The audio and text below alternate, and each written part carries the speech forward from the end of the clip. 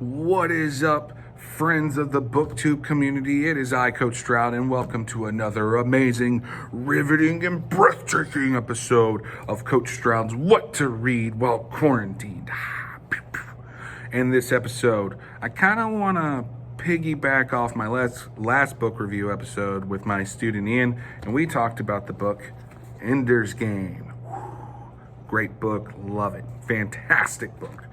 Wanted to piggyback off that and talk about the next couple books in the Ender's Game series. That includes the spin-off Ender's Shadow.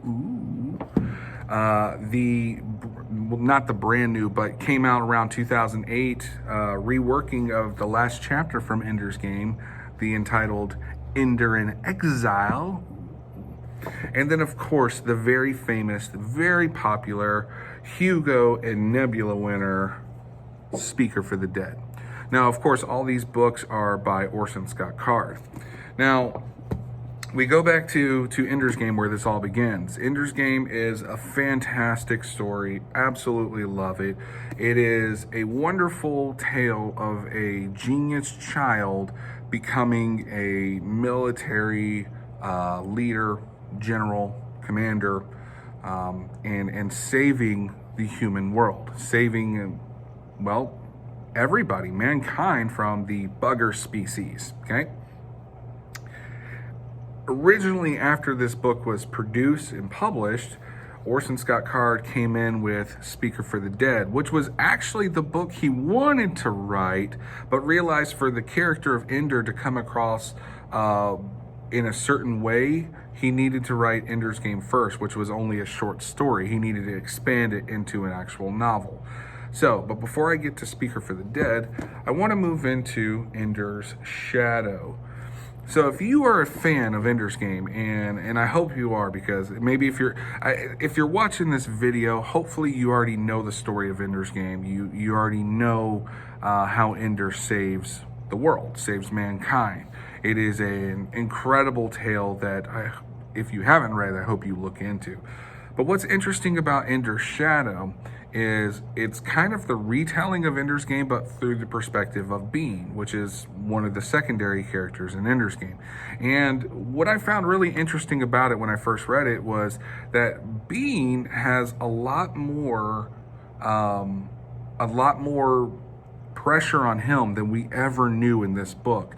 Bean is essentially the second Ender, or the Ender that would replace the other Ender, meaning that if Ender didn't pan out, Bean was there to take over.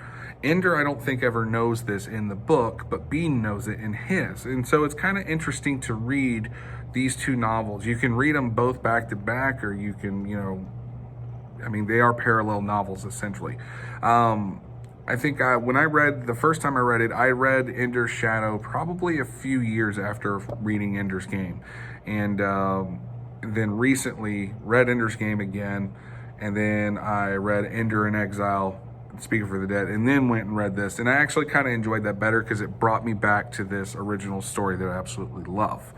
But it's interesting to see how Bean works and where he came from, his past.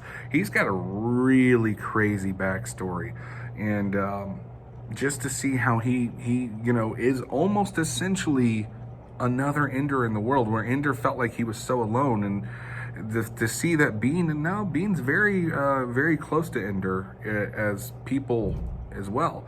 But what it comes down to, what I love about this story, is that Bean even realizes that the tough decisions that Ender had to make, he couldn't have. So even at the end of the day, Ender was still the number one choice. He was still the best choice. And I love that. I highly recommend both books. Next, again, replacing that last chapter of Ender's Game comes Ender in Exile. And it's basically the story of Ender looking for that brand new home for the buggers. And well, actually, I take it back. Let me rewind that. It's a story about Ender coming across and finding the bugger, the last bugger egg. Ender is being sent to a new world to be a governor there, and the ship that he's on, basically the guy commanding the ship kind of wants to take over. Why would he want a child to be the governor of this new colony? And it's really interesting to see the power struggle between the two of them. One of the major differences between Ender's Game and this one is it's a lot more intellectual fighting versus real hand-to-hand combat or any kind of wartime scenario, any kind of battles. It's very battles of the mind and battles of personality and will, which is really neat. That's one of the things I think is actually cool about it. And that leads us into the final book that I'm going to talk about, Speaker for the Dead.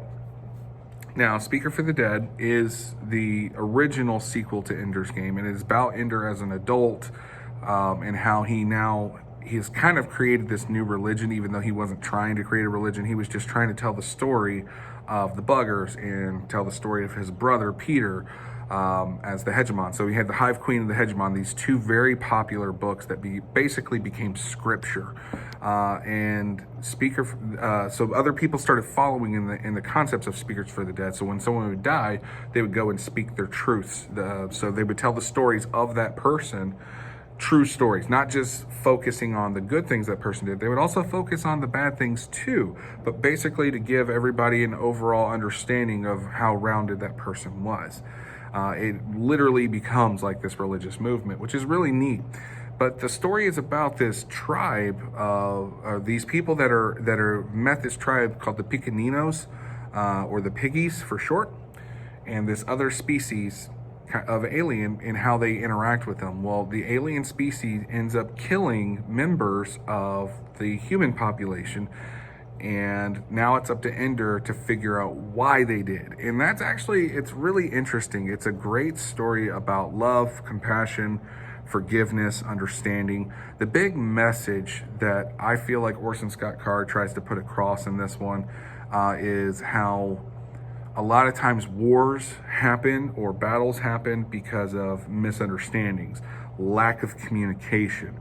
And if we just found a way to actually communicate with each other better, we could prevent future things like that from happening. Now, is that true in reality in the world? I think so. As a person that teaches history, I think, yeah, better understanding of communication would be more beneficial to us. Would it stop wars from happening? I'm not 100% sure there, but I love the message that Orson Scott Card puts out in this book. Overall, all four of these stories are absolutely amazing. I love Ender's Game. It's a great book. It's my favorite book of all time. I've read it more than any other book out there. I taught it in class. I like the sequels. They're not as strong, not as good as Ender's Game.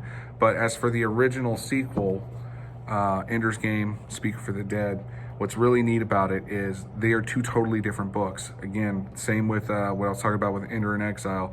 This one's focused on battle school, wars, things of that nature. This one is about battle of minds, understanding people, communication. Again, battle of wills, trickery, things of that nature. And then, of course, again, with Ender Shadows, understanding the other side of the story, somebody else's perspective of what happened and what went down. One thing, if I can rewind and put a little emphasis on this, in this book, I love Petra. I think she's a great female character and very interesting. And in this one, Petra gets written about in a different light because Bean sees her from a different perspective. And I found that to be incredibly fascinating that Orson Scott Card was able to perfectly articulate different people's thoughts about different characters. And it was just really, really neat. So Petra is seen through a different lens in this book by Bean.